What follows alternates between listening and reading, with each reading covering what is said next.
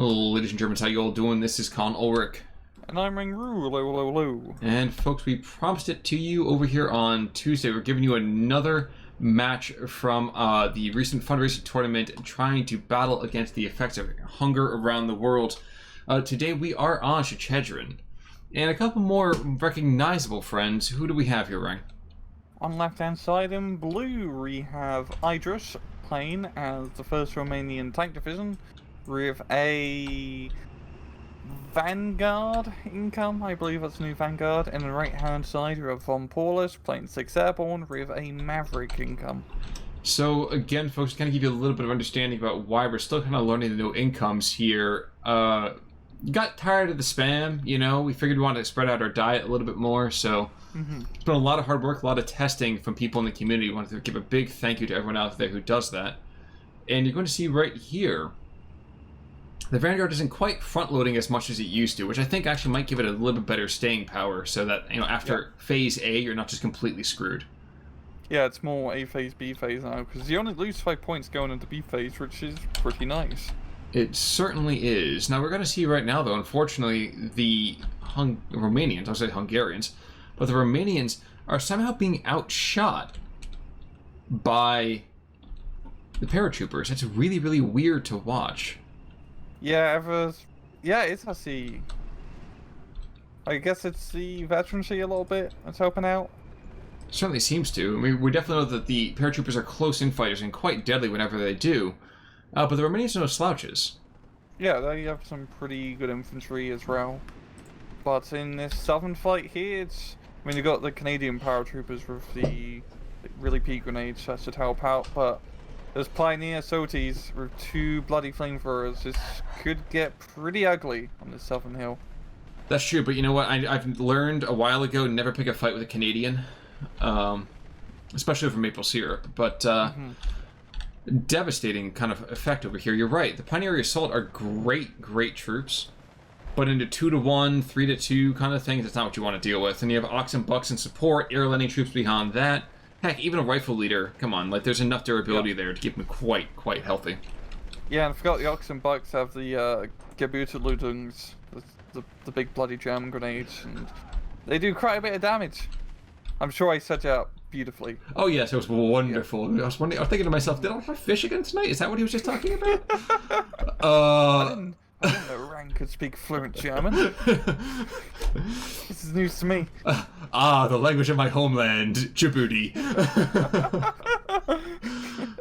But of course, Iadris, so right now, taking a little bit of initial territory. Again, biggest problem that we're going to see across that early kind of 6th Airborne play, so you have to be able to stand up to at least some kind of armored pushes. And while these Tetrarch, Little Johns, and Tetrarchs overall are quite good in terms of long-range sniping, let's say, even against a lone P4 or 2, it's not something I would relish the chance in kind of fighting up against everyone here. Yeah, Tetrarchs can be pretty hard to use because they just die to bloody anything. And you really have to get them into a position where they can get first shot and hope to God that they don't miss. I mean, up north we're seeing a pretty good push here from Iadris. I think at Tourney has been pretty helpful in the town fight, as vonPaulus is just holding on to his little pocket with his rifle leader and Canadian powers, but he does have some airlander troops being brought in. I see quite a lot of airlander troops being brought in as reinforcements. But the Romanians are pretty tough fighters, yeah. There's a piece of me that's actually going to reach out over here to a resident in-house historian, Rooster, or Rang, if you definitely can speak to this. The Schneider AC, like, Schneid, as far as I understand it, is to cut. So we're talking about the cutter, or is that, I'm wondering if that was just a model as it was made by somebody? I couldn't say for sure, but I'm finding myself wondering right now. My guess, this is a guess, is that Schneider's the company, and AC is, like, something Romanian for, like, artillery cannon. It's entirely possible. That's my guess. But yeah, whoever can answer that riddle in the comments would be much appreciated. I'll give you a digital salute. Tetrarch, in the meantime, is going to get what you were talking about. Nice little side chat over here to the 20 mil, who apparently was like, you know what? I think living is too hard. I think dying's an easier thing. You don't have to do much once you're dead. It's pretty easy. Yeah, not a, really dark. just kind of chill. Yeah. I would say you can do some composing while you're there, but no, it's Mm-hmm. more decomposing more than anything else. More Tetrarchs though coming on up here to kind of keep things in relative support. Over on the Romanian side, is another P4 being brought in? Yep, another P4 to the north. We have a P4 down south, and more troops are being positioned. I would expect to see some aggression here within the next 5 minutes or so from the Romanians. And indeed, I don't know if this reinforcement wave coming in might even... I don't think it's going to be enough. There's 2 Centaurs sitting over here. There's a Tetrarch. There's 6-pounders. Yes, in this match it's a 6-pounder because we're no longer in an American division. Mm-hmm. I don't know if that's going to be enough. Yeah, I mean, the Centaurs are fantastic fire support, but it really comes down to the problem with 6 Airborne is dealing with armor, because that 1T4 and also the AT-47 is pretty much holding those tanks from actually making a push. I'm guessing vonPaulus is ready to get his 6-pounder into position and to start, you know, slobbing some AP showers out ready to try to kill the Panther 4 at least. And then maybe the Centaur can pop around and kill the 47mm. Unfortunate thing though is that this infantry is going to fall apart in about 3 seconds, and these air landing troops that he's positioned, they are going the wrong direction. Mm-hmm. So you're going to see as the Oxen Bucks and the air landing troops are going to melt in about 10 seconds, maybe. If Pioneer can at least knock out the 6-pounder, that would be great for him. That'll be excellent. He's going to lose his Panther 4. I know Panther 4 is he's... Oh no, I was wondering who he's shooting at over here. He's shooting at the Tetrarchs. Interesting. You know, it's weird to me to notice that the Tetrarchs themselves can actually kill the P4. Yeah, it has a chance. It's not a great chance at that range, but it's a chance. And there we go, kills the 6-pounder before the Panther 4 goes down, saving its life, and the Pioneer is coming in, and... Yep. Big German grenades do big German damage. Or Romanian damage, I guess, in this case. No, this is... Go, please. No, I guess the Germans, you know, unleashed, you know, secret wisdom of strapping a bunch of grenades together and throwing it at someone. You know, I was thinking, speaking of other crazy German inventions, I found out the other day that Germans invented ice football. Ice football? Ice football. So it's basically soccer, played in an ice rink, wearing hockey pads, and you have to wear bowling shoes. I wish I was making this up. It would be amazing. I thought you were gonna say like ice skates, and I'd be like, wouldn't you just deflate the ball every time you kick it? I think they had shoes, that is beautiful. I think that actually was a problem. I think that's actually why they wear bowling shoes. I can just imagine people just like going for a kick and then they just like completely slip up under themselves. Oh, no doubt. It's hysterical to watch these guys do this. I came across a video of it this past weekend. It's absolutely amazing. Oh. And speaking of amazing things, IAR-81M coming on in. This thing, of course, is a 272 kilogram bomb. Why are you going to say a 270 kilogram bomb or 275? We have to be a little bit even. Not entirely sure why. But use it to rather good effect. Maybe maybe it's like a more accurate rate in pounds, like something a little bit more rounded number. I don't know. If anyone knows, once again, that's what the comments are for, because we don't know everything, unfortunately. Maybe you don't, but yeah, I think it's probably fair. I'll say that I don't know many things, but you know. Of course, both sides over here kind of taking a collective breath. More Venati Moros coming on with Pioneers, and a P4 command moving on in. This is kind of interesting. Not sure I'd really would be positioning a lot of my tanks right into a town fight, knowing that even though it's a bloody Piat, those things can still kill. Yeah. Yeah, it's definitely a dangerous position for those Panther 4s. And a Tempest, for some reason, is going to loiter around the front of the map. Oh, because he's trying to get the Mozzie in. Yeah. Okay, that's interesting. It's going to be leveling that town just shortly, it seems. If he can get the bombs off. And they... Get the bombs off? No. Nope, they're wasting it. He should be able to get out. Oh, it should be, I say that, but... Okay, yeah, he can. He's fast enough. So didn't really accomplish anything other than losing an air landing squad, which is a little bit unfortunate because those guys, even though they are not the most firepower, they are still fairly well rounded. Yeah, and they do have. I was supposed to say they have a Piat, which is actually a good thing. Gives them, having an anti-tank squad with high veterancy is not bad. You certainly speak the true. But it's got rather effective anti-air net down to the south. Actually, really all over the map. I'm surprised. Yeah, you got those French 25 mils, which are really quite good for the price. Wow, these oxen bucks are getting shredded. Yeah. It's going to be rushing up at Tetrarch onto the hill to try and knock out the Tourney mill. Well, the Tourney mill might kill it first. I know it's. No, he's engaging the infantry first. Yeah. You got one shot. 2 star veterancy. But Tourney mill responds. Pretty tight fight, yeah. And now the centaurs now on the hill. There has to just be enough firepower to clear out any Romanian positions. Well, and just look at it this way: as a centaur kind of preaching, as you might hear from Smokey the Bear, only you can start forest fires. Imagine if you could actually start forest fires in SD. I know it'd be a terrible game mechanic, because you just completely, it would make forest fights really annoying. But it'd be hilarious to see just like the entire map literally on fire. I think we're going to see something even more hilarious as I watched 2 vehicles get cut by this. Whoa. No. Wow. That almost never happens. I know, it was, I think it was like a good dodge from vonPaulus rather than like shoddy aiming from the Stuka. Yeah, I'd have to agree there. I was really not expecting that. And 14-10 going the other direction right now. A lot of this hinges in that northern town. You can see right now that one flag is being held by both teams by only the narrowest of margins, which is oddly hysterical to me. There it goes, managing to flip it by just moving the Vanatories up on building.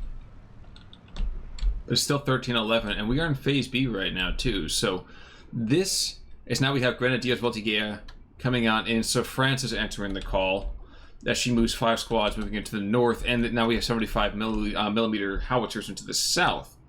And these guys, while they may not be the men of the greatest caliber, they certainly speak with a fairly united voice here. Yeah, it's pretty interesting because, like the addition of 6 Airborne SD2 has given them these. Is that not French, but like Belgium troops? Because I think it's like a. Oh no, you're right. You're right. I mean, it's just the Voltigeur for me. It's just it's such a French connection. Oh yeah. So ooh, the Mosquito goes down without even getting its bombs off. Damn, yeah, the anti-air net is pretty strong up north. But yeah, the 203 off map coming in, and then all these. They're just regular rifle squads, really. I think I like a little bit different loadout, but it's really what you're using them for. It might be enough to clear off Iadris from the town position. Wow, and Tempest might die here, but rather successful in taking out the IAM. I'm really quite surprised by some of the airplane actions that have gone on here. I'm not sure. I'm not sure the air power's really been used as effectively as it could be. Of course, I'm saying that with God Vision here. Of course, I understand that part. Yeah, Tempest and Mosquito. Like Mosquito has been pretty rubbish in bombing runs. I have a feeling vonPaulus maybe should use it. I want to say down south, but there's a pretty good anti-air net down here as well now. I know it's getting pretty tough for him to actually make good bombing runs. With 2 Tempests, making at the same time, that should be enough to just oversaturate the anti-aircraft field, and that seems to be the case. Well, and more effective use of these artillery pieces would help as well. They're barraging. Okay, there we go. We're starting to see them move their targets over here at the P4s, the 25 mil. It's not going to be enough to take out the Hotchkiss or the other anti-air position. In fact, I'm sure we'll see this marked eventually. But not just yet, I suppose. That's a lot of bombs to kill 2 guys. certainly true. And we've got a mark. So Iadris putting down a mark here on the 75mm pack archers all the way in the back, so maybe he's gonna do some counter barrages of his own. He doesn't really have anything to do any counter artillery work with. You know, I know it, and I'm trying to figure out exactly maybe what his game plan was there. But I'm not sure he even knows just yet what that is either. Yeah, just marking it for future reference. Note, blow these guys up. When chance had, use high explosives. So you solve all problems, Khan. Oh yeah, absolutely. Yeah. Well, and also, we didn't see the off-map called in necessarily, but it was a 203 that came out to the north. It was one of the 2-inch carrier came on in with it. Or universal carrier, excuse me. And I'm not saying the front line's over, but I feel like we're definitely going to see more Romanians before there's any kind of real push. More tanks. I'm not sure that's really the right medicine for the Brits here. Yeah, it's bringing... Yeah, it's got a lot of Cromwells up north, but you also got a lot more Panzer IV reinforcements being brought in, so... This is turning into a little bit of a tank war here in this very narrow town, which is a very dangerous game for both sides. Probably a little bit more advantageous for the Cromwells, as they are a little bit more maneuverable, but they're not going to be maneuvering out the way of that cluster bombs. Neither will down south at 2 Piats. Wow, that was quite successful. How many Cromwells died in the north? One of them? One of them. Yeah.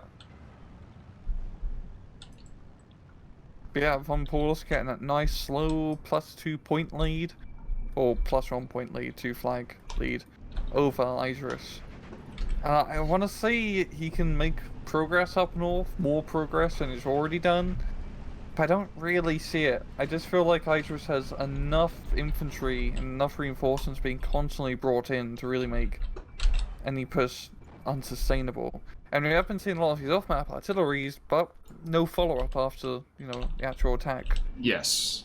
Yes, and that is a hassle, to put it mildly. But down south, I think this I think is being handled rather well. The Romanians are all the north. I completely agree. You know, he shouts at you, got to shout back. But it's opening up the opportunity now that we see down south to see 3 squads of Grenadier Voltigeur coming on through, take out the Pioneers, take out the Pioneer assaults. And I don't even think the Venator de Caude is really going to do a whole lot. It does take out the lead Centaur, which is a bit of a shame, because that guy is quite good. Well, the Venator is a bloody Panzerschreck of all things, which is pretty heavy-duty anti-tank here. Well, but, that does line up with the 2nd Guards tank that we saw over here on Tuesday, of course having their own Panzerschrecks, which is just a little weird as well, but...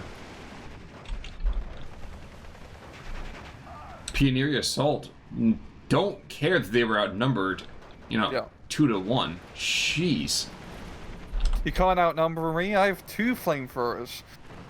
I'm the king of the road, and not king of being hit by bombs from a Tempest Drive. That will ruin anyone's mood. Yeah, at that point, I would give up 2, I think. Mm-hmm. Now, I do like how I have the mortar half-track here, but it's given machine gun fire support. It's a very, like, ballsy maneuver, like, ballsy position there for the mortar half-track. Something you want to be keeping a little bit more in the back line. I think the run up north as well, there was one up north, and there's still one up north. But for a period of time, he was really close to the front line. I understand you can play pretty aggressive mortar half-tracks, but, I mean, down south run, that truck just has to pop around the corner, and he can... You know, give a nice little warm greeting with a 2-pounder shot to the side. Well, you know what? I think it's just important to think about the fact that there is still an opportunity for togetherness and to share that warmth and fire with each other, so... Mm-hmm. Especially in your hearts and your engine blocks. Exactly. Exactly. We've got more Cromwells being brought in up north. Real... Holy Moses, look at the anti-air. Force. On the northern side? On the south, just like that Tempest, I'm surprised it lasted as long as it did. Oh yeah, jeez, that is... Hotchkiss, 25. Another Hotchkiss, another 25. A lot of Hotchkiss. The flak veering. Technicals. Jeez, you get 3 sets of that. Yeah, nothing's going to be flying over the Romanian lines anytime soon. And that's a great thing of Iadris, because 6 Airborne's major power is, well, all the airborne. Planes, not the troops. So being able to, you know, shrot them out the sky will definitely ease things up a bit. You know, vonPaulus still has a really good position down south. He's holding on to the hill. He's kind of pushing a little bit onto the central hill position here. You know, really get to the other side. That's a big question. I definitely think it's possible. I'm not going to think it's going to be supremely likely. One thing he's definitely got to do to get his troops back up and on forward momentum here is he's got to resupply those pack howitzers, and he's not making that a priority right now, which I think is a bit of a shame.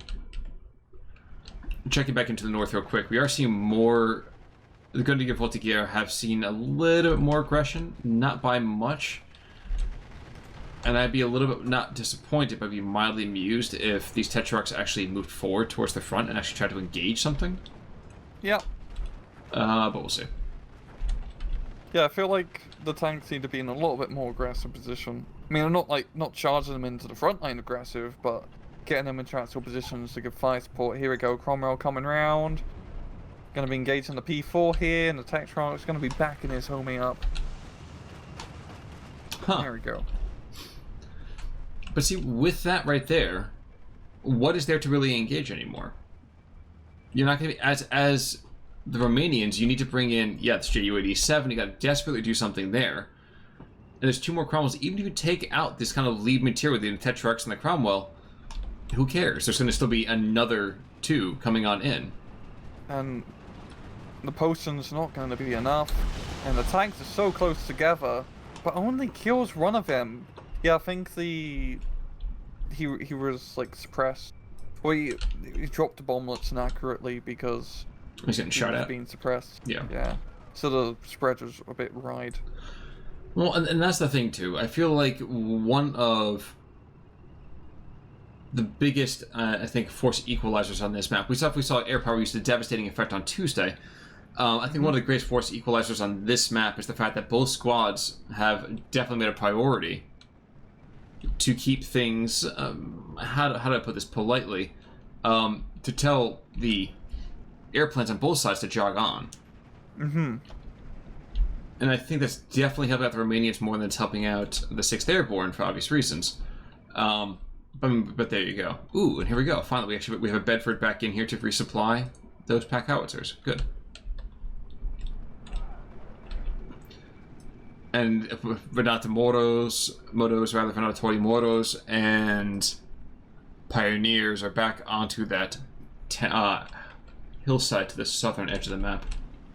Yeah, I'm just looking at its northern assault, and it is going beautifully for vonPaulus. Just with the armor backing him up, and now the off map hitting. Like, he's almost got the town completely. He's kind of run out of infantry right now, and he needs desperately some more infantry reinforcements, which is exactly what he's getting. But if he can keep his momentum, he might be able to completely capture northern town, and that's pretty much easy to hold once you completely capture the urban area. I found this mildly amusing with the Polstons for me, just like the rate that they fire. I feel like there's some guy frantically turning a crank. I feel like it's like some sort of pepper mill. It's like a Gatling gun. Yeah, exactly. Yeah. Yeah, it's pretty. I don't think I like the best Tourney mills, but it is a lot of DACA. Maybe I just have a lot of tracers. Well, 374 RPM. That's nothing to sneeze at. Yeah, and look at the I want to look at the Romanian 25 at only 157. So for 5 more millimeters, you shoot much more slower. I think there's a bigger blast on it though. I have to double check that real quick. Or is it because they're Romanian? It's a higher suppress, higher suppress, and higher blast. The Hotchkiss, yeah. More AB pairs being brought down to the south. We are in Phase C, so theoretically, vonPaulus should be losing some steam here. But Romanians still don't have that infantry-based AT to take out even the lightest of their opponent's tanks. And considering that some of those tanks are basically armored cars with a giant whopping gun, that's kind of sad. It's pretty funny how, like, the main force multiplier for 6 Airborne this match has been the armor. Oh yeah. I don't get much of it, but I guess, you know, just roleplay Tetrarchs and Cromwells can do some pretty decent work. Oh, absolutely. They're just up north here, at the plains, getting some good strafing runs here and there. The anti-air up north has been mostly devastated, so it is just free reign for the Royal Air Force to blow crap up. Well, and right now we have 2 more P4s, and I think that's the bulk of the holding force, let's say. Yeah. And the Mosquito might go down. Just thinking that the flight plan for him was a little bit ill-considered, but that's okay. If he dies, he's going to die, you know, on his feet, facing forward. And I missed it. We actually have this huge armored force down in the southern road. Where did all these Cromwells come from? I don't know, but I'm going to tell you where they're going to go in a second. And they got challengers approaching as well, like... Yeah, this is... Wait, just wait. Just wait. JU-87. Oh. They cannot scatter until one goes down already. Oh my god, he can't see him! Oh! I could have shut down that entire northern push, but, you know, vonPaulus is going to have time to scatter now. Run away! That was the luckiest thing in the world. Or unluckiest, depending on the side you were talking to, yeah. Yeah. Oh, that is such a shame for Iadris, yeah. But it's hilarious how... Oh wait, he's coming again, boys. It's just gonna get only 1 tank kill. He's not even gonna get that. No. And the Polstons might even take him out. It's funny how the armored force has really been so effective for 6 Airborne. Jeez. I think that's just due to good position. And also we got like decent artillery coming down, knocking out the anti-air positions, and yeah, this is not looking good for Iadris anymore. Like, he's completely lost all steam, it seems. Well, the luckiest thing he's got going on right now is that the Cromwell can't do things like see his anti-air positions to the south. Yeah, if he can just move a little bit, there we go. Ooh, and that brave mortar half-track has now bought the farm. Yeah. Probably a little bit too brave, yeah, charging into the enemy with only a mortar and a machine gun and a half-track. Well, a mortar by any other name still blows up the same way. And there we go, the whole southern flank is just completely, like, evaporated. And honestly, there's 2 or 3 more flags that are being held here just by the barest of margins as well. Yeah. Yeah, the pioneers on that hill must be sweating a little bit, seeing just a massive armored force just going right by them. Oh, absolutely. Absolutely. I'm pretty sure there's an Easy Company comic way back from the 40s that covered exactly the same thing, but let's leave Sergeant Rock Ingersoll out of this for right now. I think that's Sergeant Rock. I think I'm right. Maybe I'm wrong. I have no idea what you're talking about, so... Oh, there was a way back when, even when I was, before my time as an old man, they had literally an Easy Company comic, and it was just war stories constantly. Oh, it's like when it was old, like, 50s, 60s, like, World War II comics. Yes. I was watching another carpet bomber go down real quick, and I think we ended up losing another Ju-88. I think. Might be wrong. I think so. I think it's fairly safe to say we know who's going to pick this one up here, so maybe in a couple seconds we can kick this up in times 2. Yep, 29-10. Sure. 2 and 1. Go. And folks, here we go. I mean, it's one of those weird things that, as long as the anti-air net was strong, I feel like Iadris was really doing decently well. Yeah, it was one shot evaporated. Came the Royal Air Force, and the Royal Air Force doesn't care for your ground positions. No, they're kind of jerks like that, but not to be outdone, the troops in the northern town are saying, screw this, we're not going to let you Saudis take all the glory, and they are literally running into some of these artillery positions And with one guy cleared out, suddenly the tank's like, okay, guys, now we gotta rush. Yeah.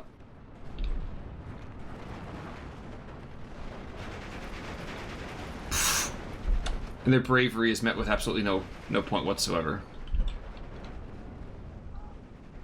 Yeesh. This is going to be a heck of a KD. I'm not sure if it's going to be even, per se.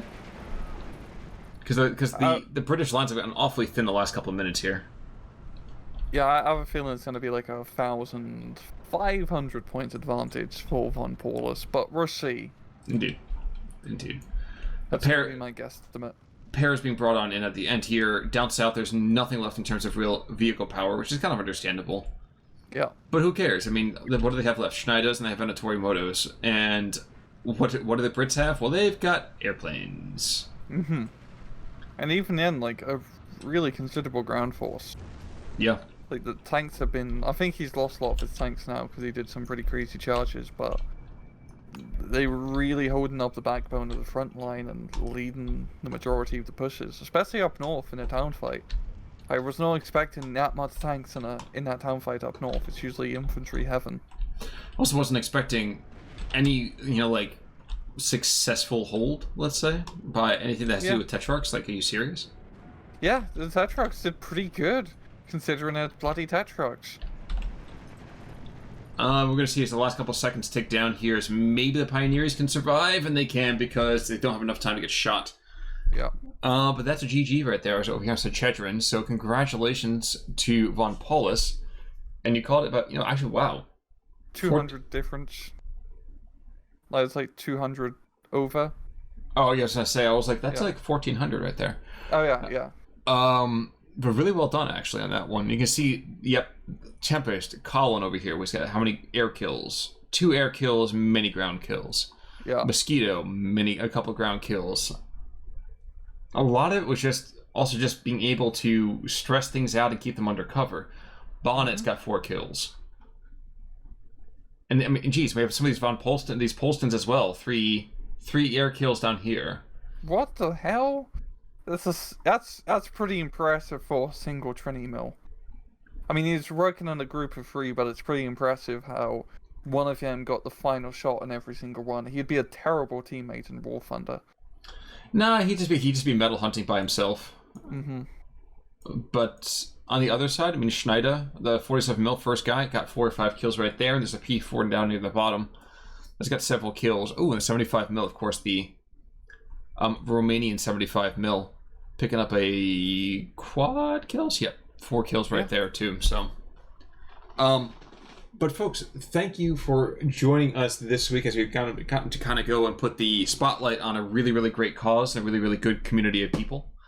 Ryan, I don't know if you have any more thoughts on your end, but I do want to give a big thank you to the organizers of this tournament, and hopefully we'll see more from them in in the weeks to come. Yeah, it's a tournament for a very good cause.